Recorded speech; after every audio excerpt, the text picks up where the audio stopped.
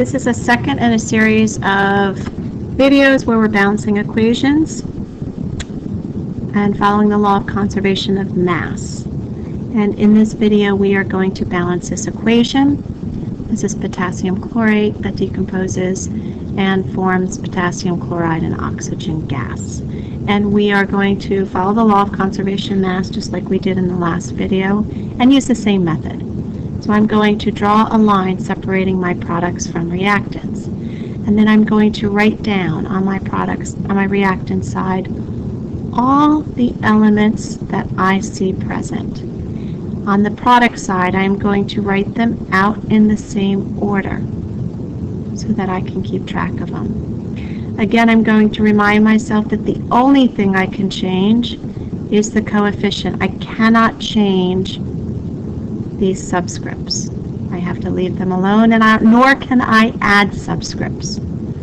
After I write these reminders out for myself, I count atoms. On this side I have one potassium atom, one chlorine atom, and 3 oxygen atoms.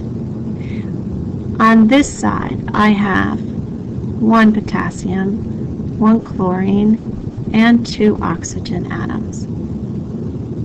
When you have a situation where you've got 3 on one side and 2 on the other, what I typically do is check to make sure that it's just in one spot on both sides, and oxygen is just in one element or compound on both sides. So then I'm going to determine its first common product. Well, the first common product between 2 and 3 is 6.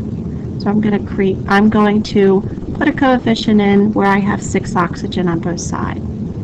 3 times 2 gives me 6, and when I do that, I'm going to change this to 2, this to 2, and this to 6. And then I'm going to put a 3 in front of this, and this will change this to 6.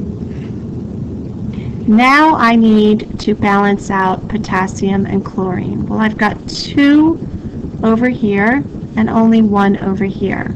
So I'm going to put the coefficient 2 in front of potassium chloride, which will change both potassium and chlorine to 2, because I am multiplying this coefficient. Let me get my highlighter here. I'm taking this coefficient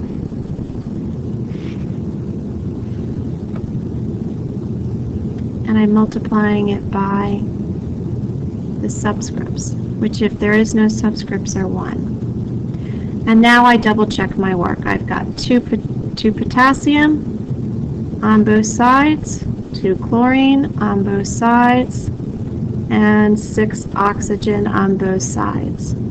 So at this point, my equation is balanced. I end up with 2 potassium chlorate. 2 moles of potassium chlorate form 2 moles of potassium chloride and 3 moles of oxygen gas.